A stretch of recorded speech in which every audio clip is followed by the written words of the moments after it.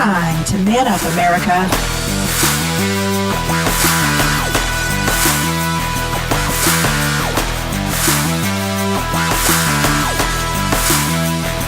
Let's do this. It is the day after the world has not burned. You're listening to Man Up America, our regular broadcast, and I'm still exhausted and half hoarse from 4.5 hours of election coverage last night. Many of you were with us. You endured as we watched history in the making.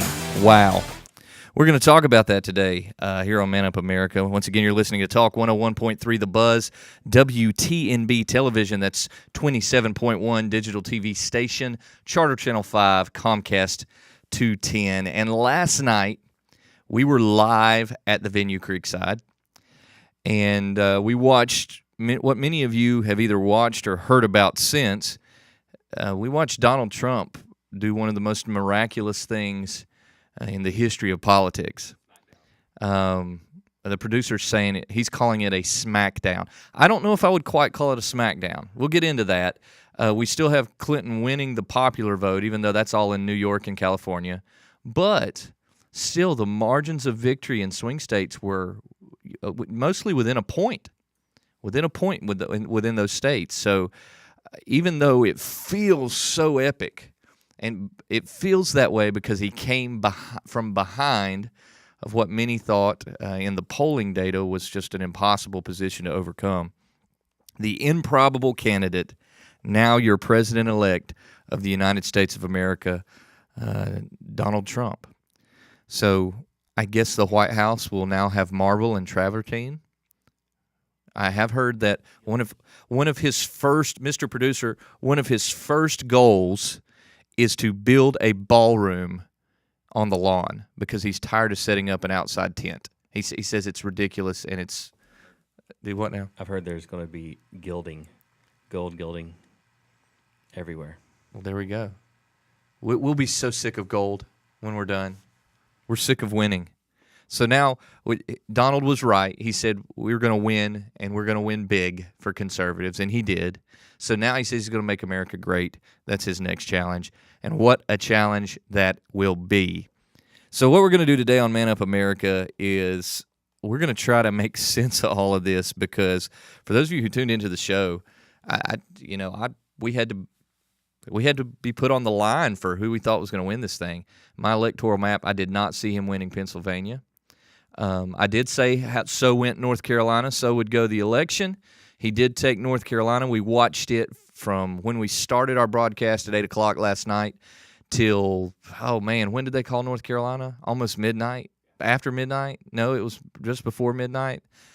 It seemed like we were stuck on Florida and North Carolina just waiting to see what happened in those states. So what does it all mean? To kick off today's show, just to kind of patch up what we did yesterday, I'm actually going to play that Star Spangled Banner again because I think it's appropriate.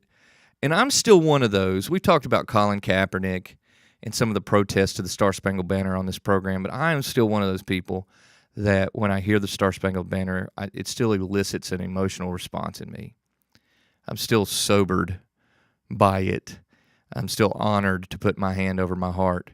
So we're actually going to go to listen to the Star Spangled Banner, and when we come back, I have some very sincere thoughts on what took place yesterday and what we can expect in the next 4 years with respect to a Trump presidency. Oh, say, can you see by the dawn's early light what so proudly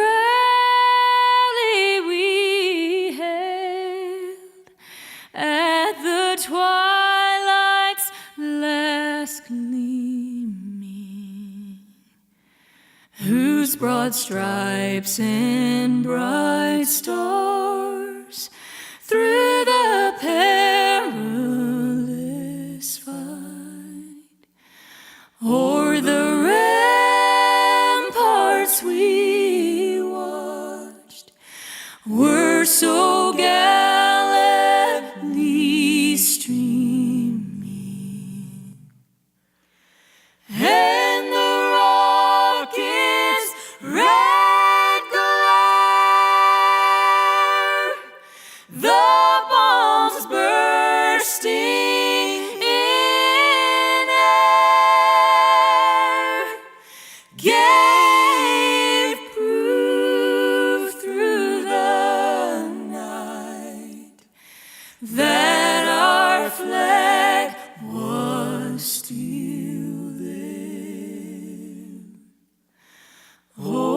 say does that star-spangled banner yet wave o'er the land of the free and the home of the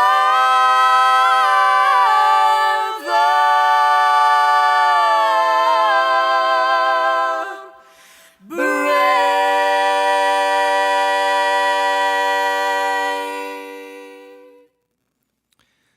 So yesterday, America, we elected Donald Trump the next president of the United States. And many of you, especially looking at social media and other outlets, even the talking heads at news outlets, are sitting around trying to figure out just exactly what happened. Even the folks who supported Trump that I've talked to, there's almost an unbelievable awe. Even though they wanted to see him win, they're still surprised that it happened.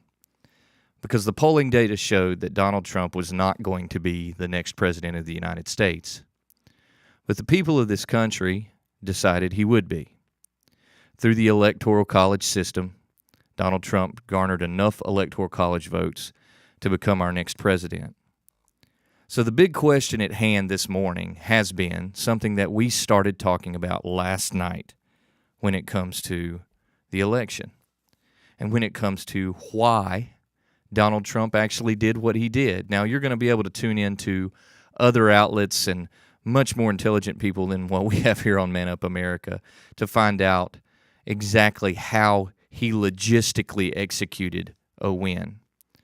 What I want to talk to you about today is exactly what led to the idea of a Donald Trump, to a populist conservative actually being a contender for the national office to be our commander-in-chief. So let's be real and let's man up. Let's have a man-up moment today when it comes to regards to answering the question, who is responsible for a Trump presidency? Let's begin with our home. We look internally first. So to all the never-Trumpers, to the conservatives out there who felt that Donald Trump was not a good candidate, many of you still voted for Donald Trump. You stood up and you became what we call the shy Trumper. You showed up to the polls, you told no one, but you pulled the lever for Donald Trump. For all of you folks that looked and said he's not your kind of candidate, you are responsible. You are responsible for a Trump presidency. Why? Because you actually made the decision to elect the man president.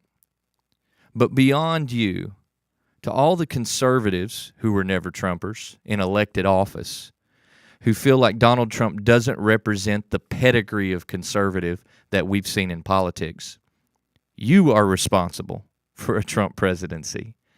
Because under 8 years of Obama, 6 of them were under your control, and very little was accomplished or done to do anything to further the cause of the American people, including reducing our deficit significantly, eliminating the bleeding that is our national debt growth, improving our economic position, our standing in the world, strengthening our military, or fixing our health care. So the American people looked at the Republican leadership and said, you haven't done enough. We want Donald Trump. So Republican leaders, you're responsible for a Trump presidency. To all my liberal friends who are bathing in your tears right now based on some of the social media posts, you too are responsible for a Trump presidency. Many of you right now are saying and typing how you are ashamed of America, how you can't believe this has happened, that America is a divided nation, that America is still a bigoted nation, a racial nation. But what I say to you is you are responsible for a Trump presidency. For every action, there's an equal and opposite reaction. And the action of an Obama administration in which we were force-fed bad policy has resulted in a body of people reacting and showing up and electing Donald Trump. Liberal folks, liberal politicians, you are responsible. Even in situations where you felt like it was a moral imperative to act, your tactics have elicited a response in the American people that has made the progress of your ideas more difficult. What have we seen in the past 8 years? An overhaul of the healthcare industry that has resulted in more money out of hardworking Americans' pockets just to make sure that their family can have care. The quality of care has diminished in many respects. And sure, we can tout the 20-plus million Americans that now have health care that didn't before, but at what expense? At the expense of people who used to have health care and now have some semblance of what it looks like, but it's not health care they can practically use. So in effect, they are without health care. So you are responsible because of what happened with health care. But it's not just health care. We saw a Supreme Court ruling that rendered same-sex marriage a legal institution in the nation. And though conservatives were divided, some supporting the idea that there should be equal protections for all, the majority of Americans, though they might agree or disagree with gay marriage, did not take kindly to the White House being used as a public display and being lit up in rainbow colors. Why? Because for the first time in political history, with such a split populace on an issue, one side that was the victor chose to rub the nose of the other side in it. There was no decorum then. And even today, as we sit and we watch all the talking heads on CNN, we watch the Van Jones, and we watch all of the folks on MSNBC, the Chuck Todds, the Stephen Colberts on Comedy Central, even the John Olivers. As we watch all of those people try to compel America to be classy and compel America to be kind, cooperative, and unified, for the last 6 years under the Obama administration, at every victorious turn for the liberal ideology, we've seen conservatives' noses rubbed in it. Every loss, noses rubbed. And this all has recently manifested in something that's become almost odd. We see people taking a knee protesting our Stars and Stripes. We see the emergence of racial movements like Black Lives Matter that's sitting here pitting one side against the other. And it's moved away from one side simply battling bigotry and ideology. It's moved to where now we even attack the complacent. We see folks in the Black Lives Matter movement looking at white Americans and saying, if you do nothing, you are part of the problem. It's not enough to agree with us. It's not enough to be sympathetic. It's not enough to be non-racial. But if you don't show up, if you don't speak out, if you don't loot, if you don't protest, you are essentially no better than the racist. Those are ideas that the majority of Americans, especially in Middle America, seem to fundamentally disagree with, and has resulted in a groundswell to the polls to elect Donald Trump. Now, I said as we started this broadcast that I don't personally believe that this is a pistol whipping for Donald Trump. It was an amazing comeback and an amazing rise to have just enough to put him over the top. But Hillary Clinton, as of right now, is still winning the popular vote. And many of you on the social medias are calling for, well, the Electoral College is the problem. But let me share with you a little bit of history on why we have an Electoral College. Because if you look, as of a few minutes ago, Hillary Clinton was winning the popular vote by around 200,000 people. That's a 2 with 5 zeros. However, her lead in California and New York alone was worth almost 10 million extra people. That's a 1, okay? That's a 1 with 7 zeros behind it. So to say that the popular vote should be an indicator of who should be president is essentially to hand the fate and future of our country to those who are elected, or those who are living who elect officials in the populous states of New York and California. So even though she overwhelmingly carried 10 million votes out of those two states alone, she's only up in the popular vote by 200,000. which says millions more in Middle America, the non-Californians, the non-New Yorkers, those people chose Donald J. Trump for president. So what does this mean for us? I've gone over who is responsible. Conservatives, in inaction, you've been responsible for a Trump presidency. For liberals, overaction is you are responsible for a Trump presidency. At some point, even though we feel that our agendas need to be advanced, whether you're liberal or conservative, even though you may feel they need to be advanced, you have to realize that there comes a point where if you overreact, if you overpush, if you're too aggressive, you only do your agenda harm. You only hurt your cause. And I think with the idea behind what's happened with racial tension in this nation, that's exactly what has occurred. That even though 1, 2, or even a dozen NFL players take a knee or raise their hand during the national anthem, stadiums of 30,000 people still rise to their feet with their hand over their heart. That average Joe in Kansas and evidently in Wisconsin, Pennsylvania, Ohio, Michigan, and Florida stand and salute their flag, saying America is still something to be proud of. So maybe, just maybe, let's make America great again doesn't necessarily mean to change us as Americans, but for us to get back to appreciating exactly what it is we are as Americans. So that's what I say happened yesterday. I could be wrong. Comments, manuptalk@gmail.com if you think I'm wrong, or hit us on Facebook, facebook.com/manuptalk. Let me know I'm wrong. But as someone who is a conservative, who felt Hillary Clinton handedly had this race yesterday, who watched through 4.5 hours of returns last night and stood and reported to you and watched live things develop and the vote come in, I can only say to you that everyone is responsible for where we are to date. And even though you may feel that your mission, your cause is a worthy cause, it is a time to take pause and step back and ask if your tactics and if your actions are actually achieving a change in the cause that you're working for. It's time to do that. We're going to go to a quick break, and when we come back, I'm going to go over what some of the folks are saying about yesterday's race. Once again, guys, I'm worn out. I appreciate you hanging with us last night, and we're going to go to this quick break, and when we're back, we're going to talk a little bit more about what a Trump presidency might look like in the coming years. You're listening to Man Up America, Talk 101.3 The Buzz, WTNB Television, 27.1, Charter Channel 5, Comcast 210. I'm getting a little bit of energy back. Hit a little bit of caffeine this morning. Hey, let's talk about the market. Everybody talked last night as Trump was winning. The Dow futures were down. What's happened to the Dow today? What are we seeing? We'll be back in a moment.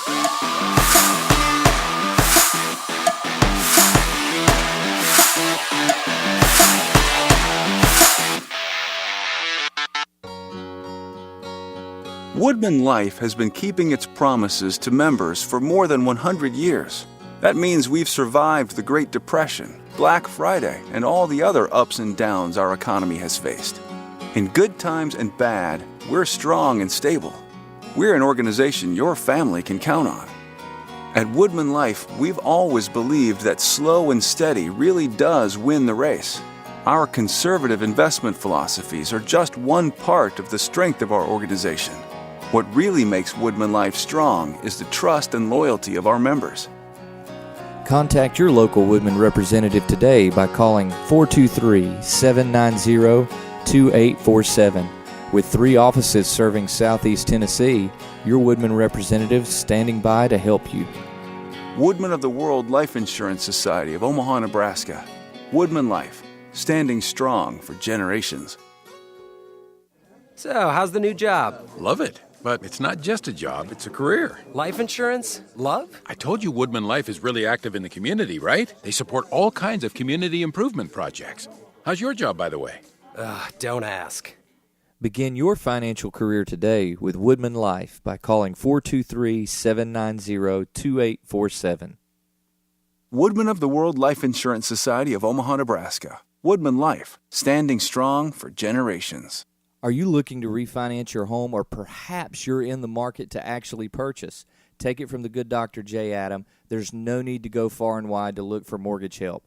Call 339-8086, Home Mortgage Solutions, LLC, right here in Cleveland. Their team's prepared to help you with lending, with refi options. Just give them a call, 339-8086, and tell them the good Dr. J. Adam sent you. The good Dr. J. Adam here, talking to all the gentlemen out there. For those of you with wives, girlfriends, even mothers, which would make all of you, you need to call 423-472-8887 and talk to the good folks at Bliss Day Spa. Nothing says I love you like the special treatment, the VIP treatment of the services of Bliss Day Spa. Call them today, 423-472-8887. Tell them the good doctor sent you from Man Up America.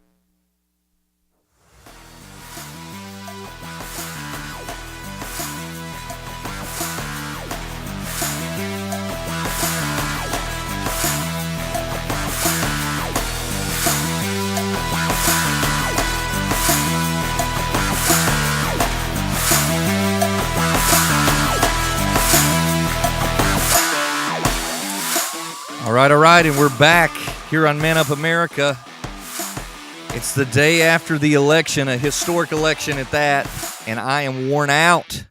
But we appreciate all of those who tuned in last night. I'm amazed. I'm constantly amazed at how many of you watch and listen to this program. I don't know. I mean, you'd think as the host of the show, I'd have a bit more confidence in who's actually tuning in, but I do. I'm constantly amazed at those of you who stop me in Walmart or on the street or out at a restaurant and say, hey, I love what you said yesterday, I love the show, or you send your comments in. I guess I just show up every day thinking maybe nobody's listening. So maybe I need to be careful on what I actually say on the air. But yesterday, historic. And, I had my son with me this morning. Obviously, my wife put him to bed long before all the returns were in. And when he woke up this morning, he said, Daddy, who won? And I told him who won. And I was sitting there thinking, I had the opportunity last night to deliver election returns for probably one of the most historic elections that'll happen in my lifetime. It's definitely one of the most surprising. And I can't help but think that this kind of miracle season related to the Cleveland Cavaliers coming back and winning, the Chicago Cubs coming back and winning, Donald Trump coming back and winning. It seems like we're poised for a comeback. So America, on all those things that you don't like right now that we're going to address change, let's use this momentum to make some of it. So last night, as Donald Trump started to win, I saw a lot of folks, a lot of my colleagues were making the comments about the Dow futures were down 800 points at one point. That as Donald Trump started to win, that the optimism with the market just really, really tanked. Well, I'm sitting here right now. I'm looking at the Dow Jones Industrial Average. I'm looking at the S&P 500 and the NASDAQ. Everything's up today. The Dow's up 155 points at the moment. S&P 500's up 13.59. I tend to follow the S&P more than anything else. NASDAQ's up 16.68. So everything's up today. There's some optimism back in the market. Where it's coming from, I haven't been able to drill down into that. But last night there was a lot of touting about whether or not a Trump presidency was good for the economy. So I promise you, let's talk about some practical things that Trump can do. I know a lot of you, let's back up just a little bit. Let's talk about the Trump acceptance speech. The Trump acceptance speech, in my opinion, was extremely gracious. And my question to you, a lot of the Trump supporters out there and a lot of the anti-Hillary folks, which I was one of them, but a lot of the folks who were shouting, lock her up. You know who you are. We've talked about it. How did you feel about his acceptance speech? where he actually was very complimentary of her. And I know you may say, that's just run of the mill. That's what he's got to say. It's called being a good winner and being gracious and all that. But do you think he's going to follow through with his promise that if he's elected president, he's going to appoint a special prosecutor to look into her and to indict her on her activities, either with the Clinton Foundation or her email server? Do you really think that's going to happen? Or is he just going to go let her crawl under a rock and lick her wounds? I kind of think the latter. I don't think he's going to call her on the line with that. I think he's going to say, hey, listen, we won. She's gone. Let's look at something else. I just don't think he's going to lock her up. So Clinton's concession speech. Now, Clinton caught a little bit of criticism today about at 2 a.m., her campaign, you guys listen, it was late last night, and I'm still befuzzled. I need more rest. But the Clinton campaign manager came out, told a crowd of supporters she wouldn't be speaking that night to go home. Now, these are people, many of them probably drove hours to be a part of what they thought was going to be a huge celebration of the first female president. And she's received some criticism on not actually coming out and speaking to the people, even if it is, hey, we haven't conceded yet, but I don't want you to wait around. It's late. Go on home. But she sent her campaign manager out. Not 40 minutes later, though, she called and conceded the race to Donald Trump. Now, today, President Obama spoke, and he's contacted Donald Trump, and there's this call for unity, okay? This is what's interesting to me. Right now, there's this call for we've got to learn how to be, how to get along and how to compromise and yada, yada, yada. Where was all this compromise when the Democrats were in control, when Barack Obama, in the very same position Trump is in now, took control of the helm with a Democratic-led Congress? It was much more, all right, we need to be in Obama's credit, he did say he wanted to be a president for all, just like Donald Trump has. They both said that. But there was much more of, now we're going to get some things done because they can't stop us, and that was the approach. And now there's this call for, well, let's be reserved, let's learn how to work across the aisle, and I understand that's politics as usual. But for me, Obama's speech was much about that. Much about that.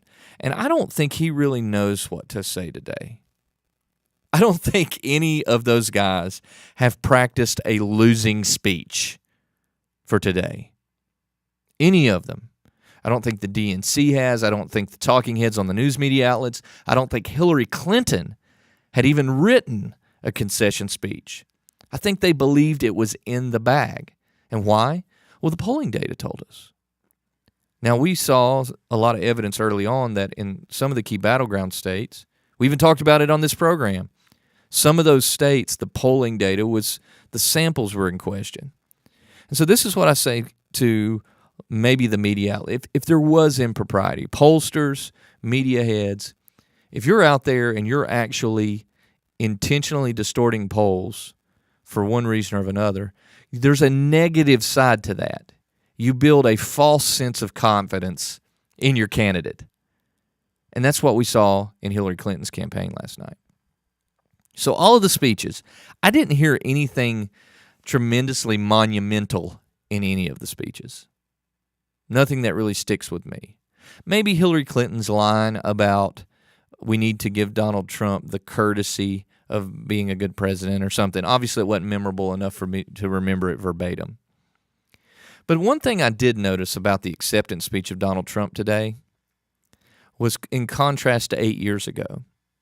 So let's rewind, close your eyes, back up with me 8 years ago, in which we're watching a newly elected Barack Obama address his gathering of supporters on the plaza in D.C.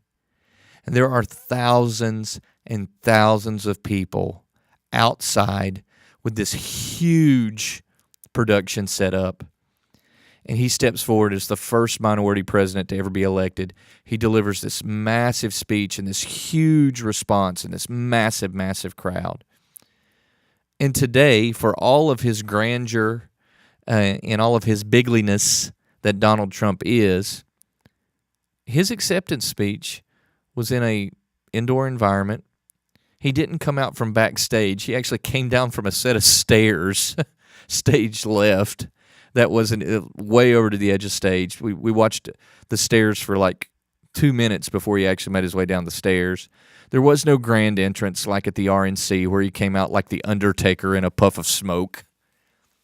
A much more subdued acceptance speech.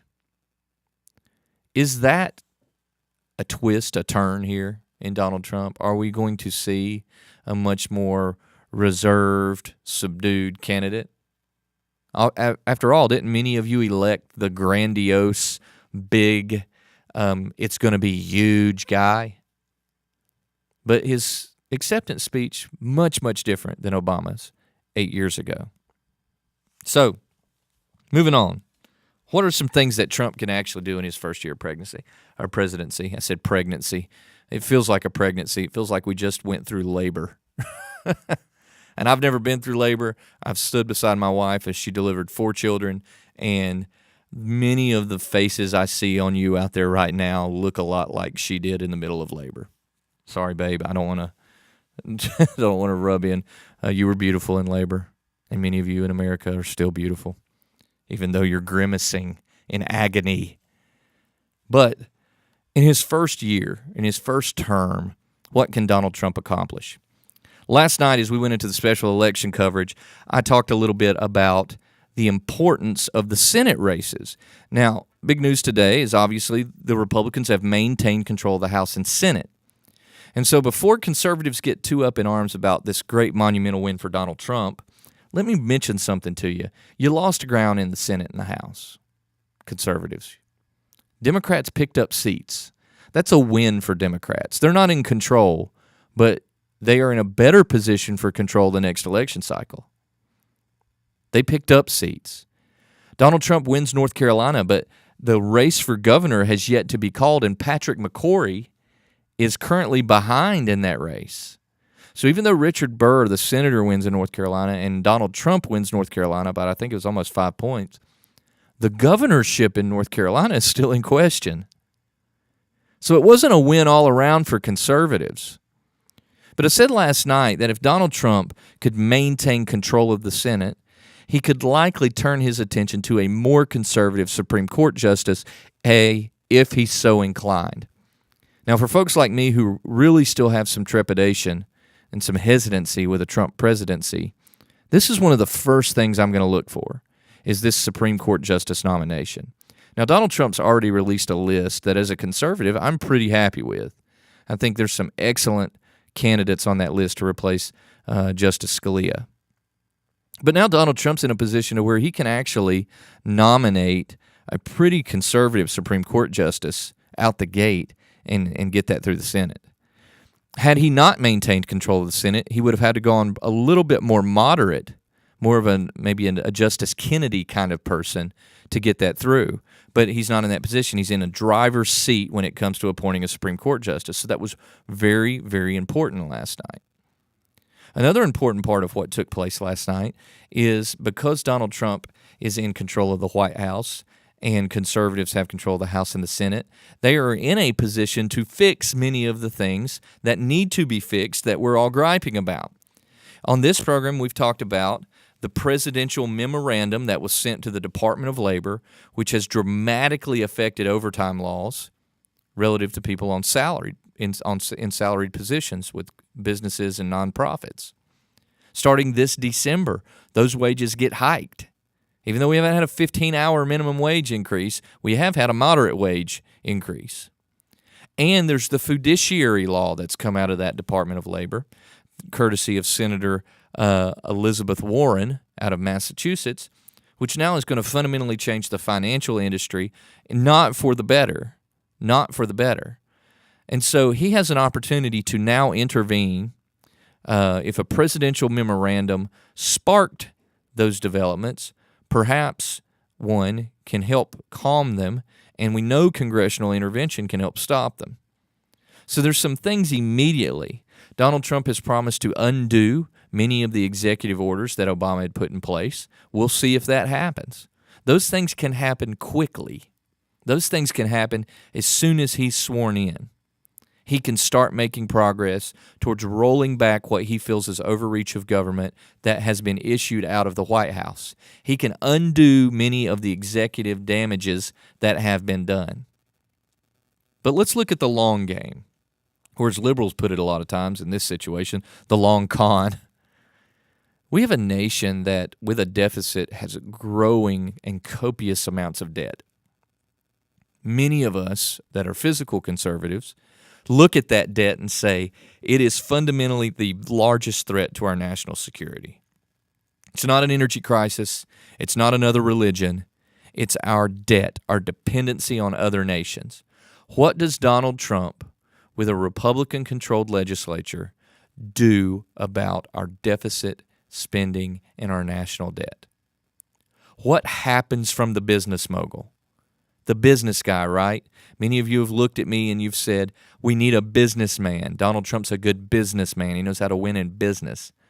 What does Donald do to help us be more financially solvent? Because I'm concerned. With 4 children, I'm concerned that, A, they'll never be able to pay off the debt. $20+ trillion in debt.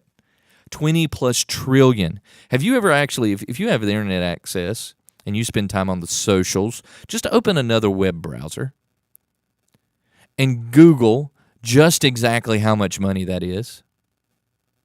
Google, there are a lot of illustrations out there that illustrate just exactly how much money $20 trillion is.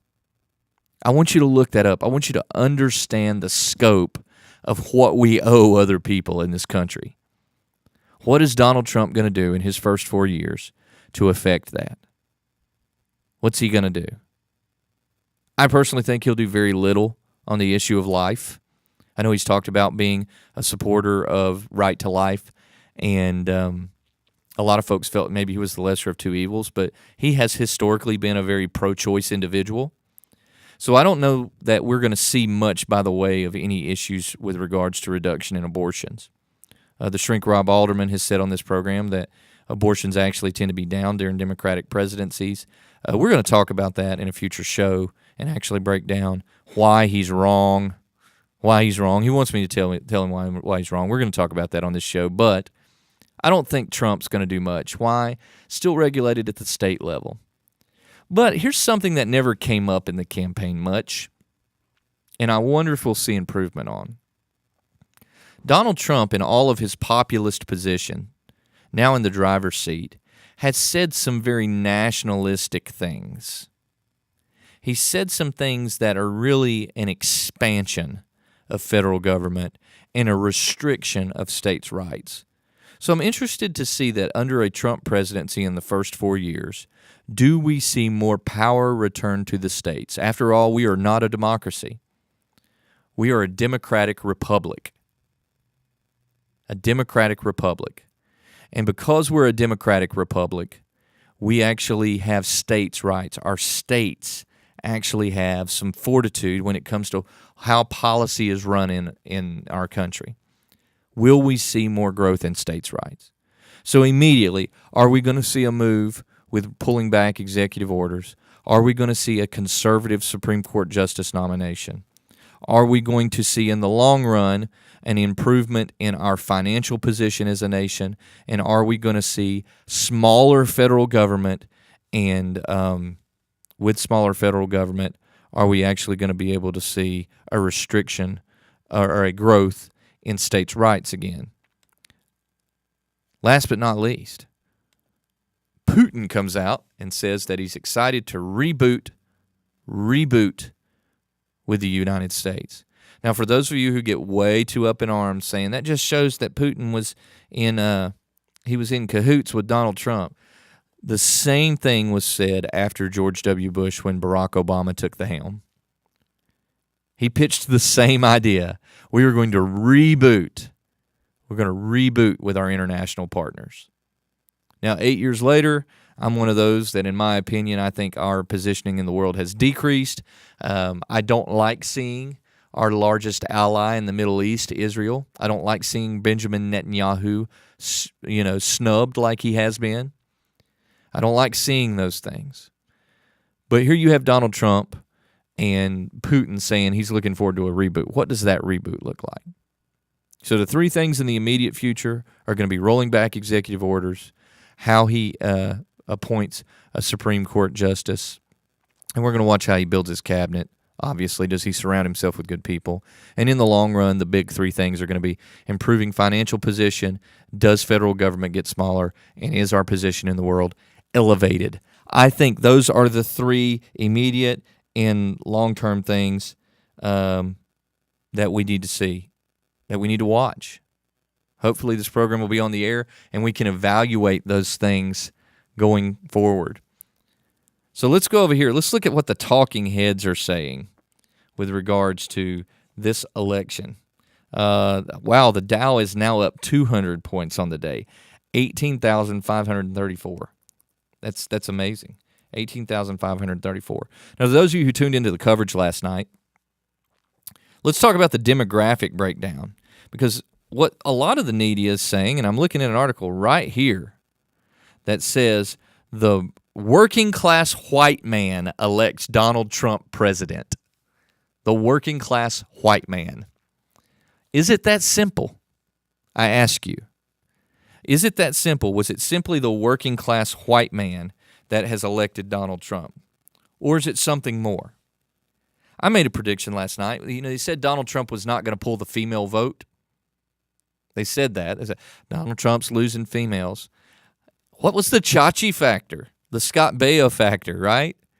How many ladies, listen, if you're a Generation X female, comments manuptalk@gmail.com, facebook.com/manuptalk.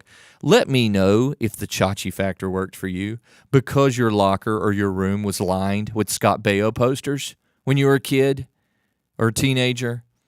Did you look and say, yeah, Trump's kind of sleazy, but Chachi? Did you say that and really show up to vote for him? Because it appears to me that we can't go by any of this exit polling, because the exit polling still favored Hillary Clinton.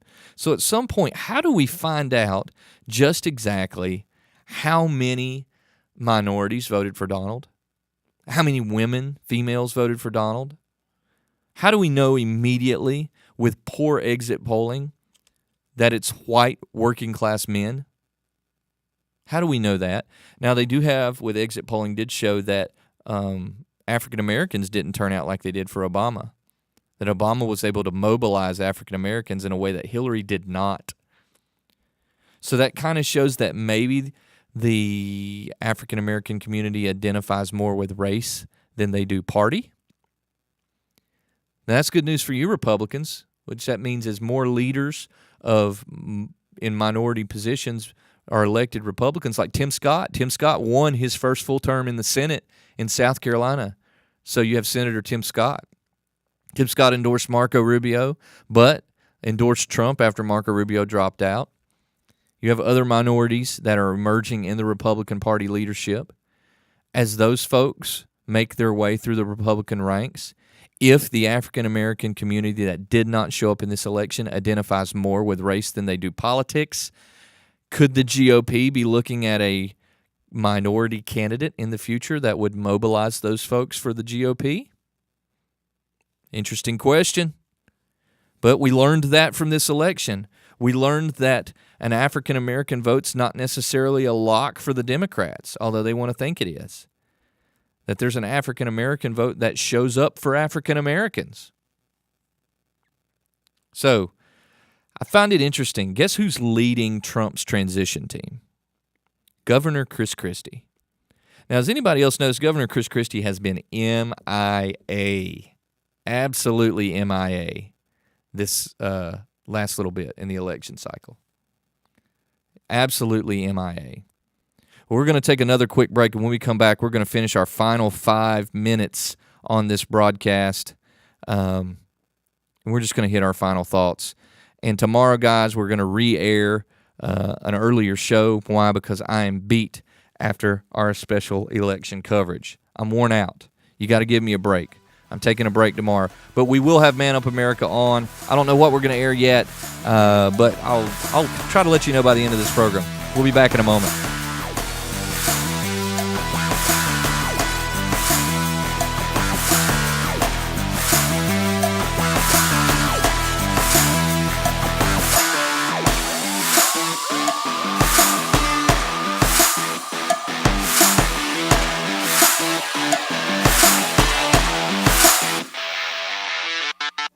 So, how's the new job? Love it. But it's not just a job, it's a career. Life insurance? Love? I told you Woodman Life is really active in the community, right? They support all kinds of community improvement projects. How's your job, by the way? Don't ask. Begin your financial career today with Woodman Life by calling 423-790-2847. Woodman of the World Life Insurance Society of Omaha, Nebraska. Woodman Life, standing strong for generations. The good Dr. J. Adam here, talking to all the gentlemen out there. For those of you with wives, girlfriends, even mothers, which would make all of you, you need to call 423-472-8887 and talk to the good folks at Bliss Day Spa. Nothing says I love you like the special treatment, the VIP treatment of the services of Bliss Day Spa.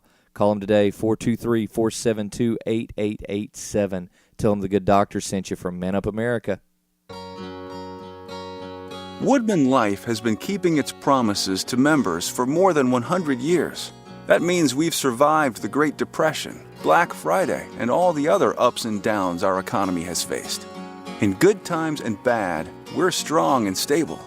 We're an organization your family can count on. At Woodman Life, we've always believed that slow and steady really does win the race. Our conservative investment philosophies are just one part of the strength of our organization. What really makes Woodman Life strong is the trust and loyalty of our members. Contact your local Woodman representative today by calling 423-790-2847. With 3 offices serving Southeast Tennessee, your Woodman representative standing by to help you. Woodman of the World Life Insurance Society of Omaha, Nebraska. Woodman Life, standing strong for generations.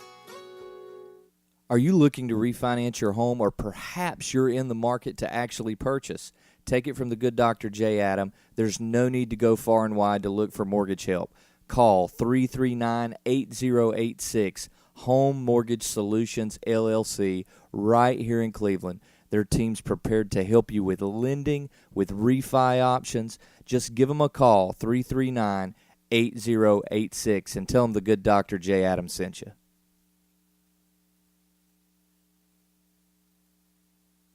And I have enough.